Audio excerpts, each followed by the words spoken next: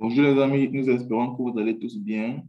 Aujourd'hui, nous verrons comment utiliser l'outil d'évaluation pour estimer le pointage que vous pourrez obtenir en déposant une déclaration d'intérêt version ARIMA.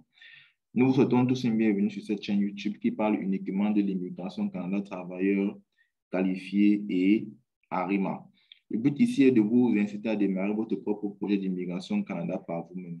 Alors, nous vous invitons à vous abonner si ce n'est pas encore fait, puis à cliquer sur la cloche d'abonnement pour ne rien rater de nos prochaines vidéos. Alors, c'est parti.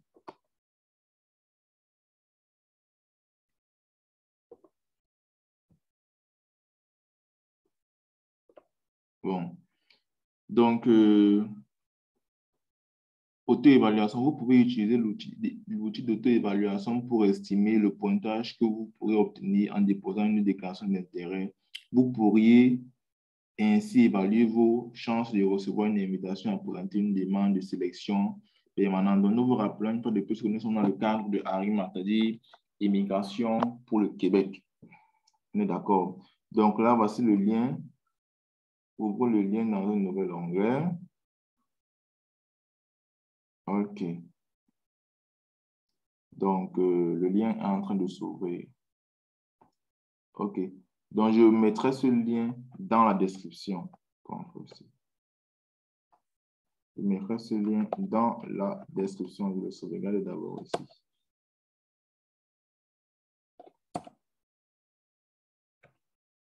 OK. Voilà, on peut commencer. Quel est votre état matrimonial? Si tu es célibataire, tu cliques sur célibataire. Si tu es en conjoint de fait ou marié, tu cliques sur conjoint de fait ou marié. Pointage. Et si vous voyez votre pointage, 0 sur 1300, quel est votre âge? Chacun met son âge. Votre niveau de scolarité le plus complété. Chacun met le niveau de scolarité qu'il a en sa possession. Domaine de formation. Voilà. Maintenant, pour le domaine de formation, on dit ceci. Vous trouvez le domaine de formation associé à votre diplôme le plus élevé dans la liste suivante. OK.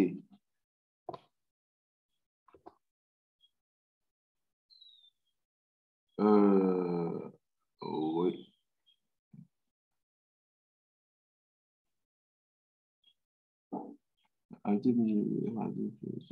Bon, OK, voici le fichier là, ici. Ce qu'on va faire, on va tout simplement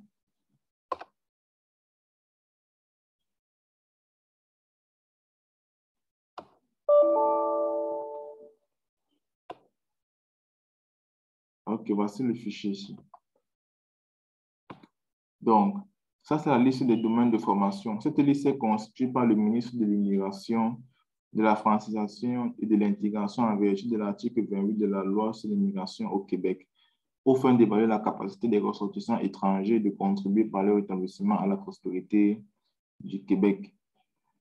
OK, donc en fait, comment ça se passe?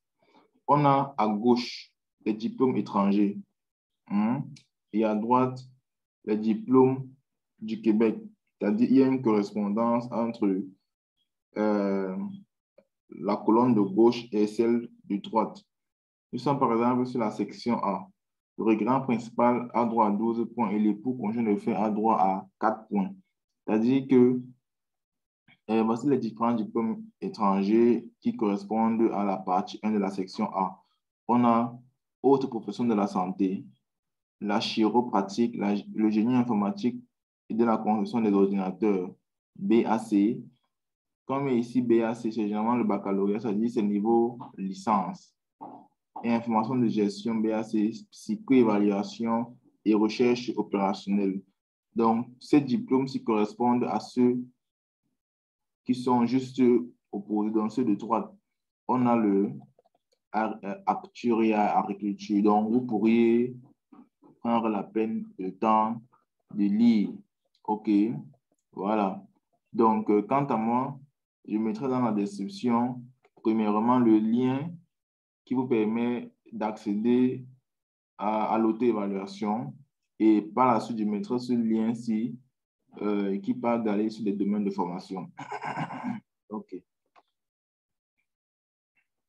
Donc, on va juste pour celui qui a fait dans informatique, dans le génie informatique, donc il est dans la section A. On va continuer. OK.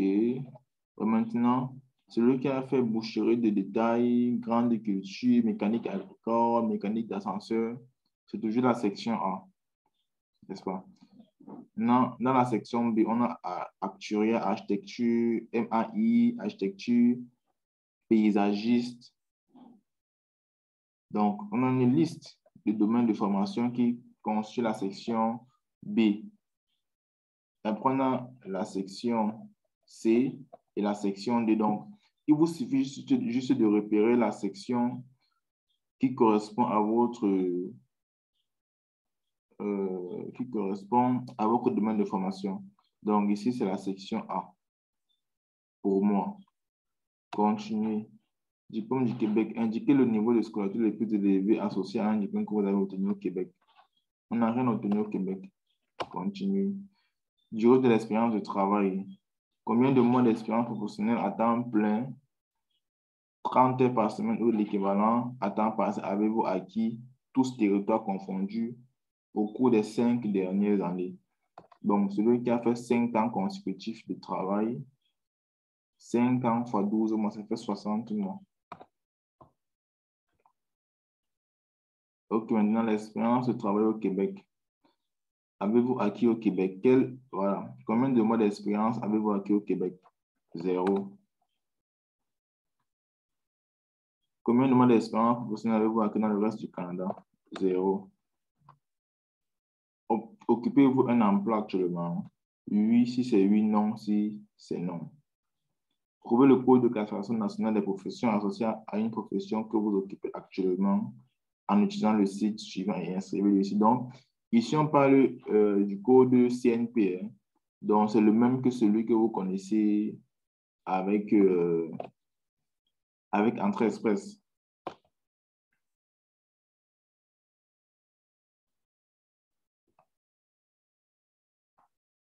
Voilà.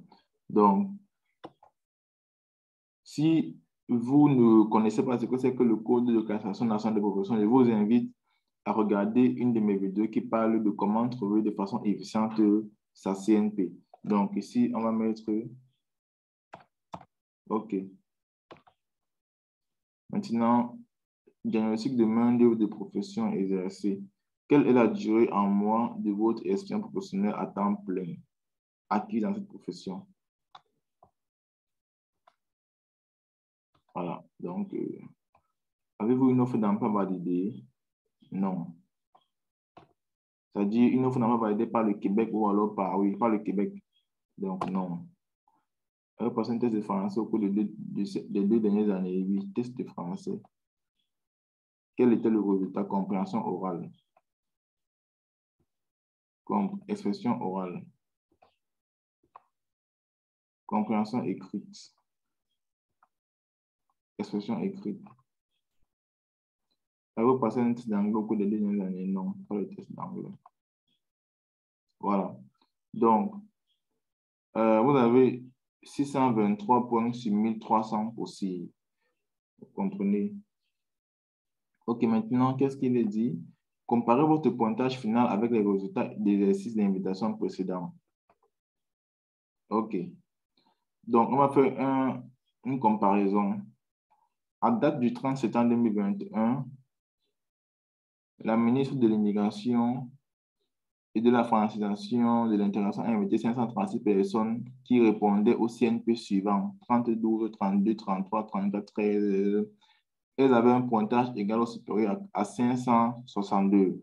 Maintenant, comparez ce pointage-ci avec votre pointage. Vous êtes pratiquement au-dessus. Ça veut dire que si vous étiez dans une CNP correspondante, vous devez être également invité à cette date-là. Donc, on va continuer. Prenons le 2 septembre 2021. Voici les codes du CNP qui ont été invités. Et parmi ces codes, il y a le code qui correspond à celui qu'on vient de faire, l'auto-évaluation 2147. Vous voyez. Et quel était le score minimal?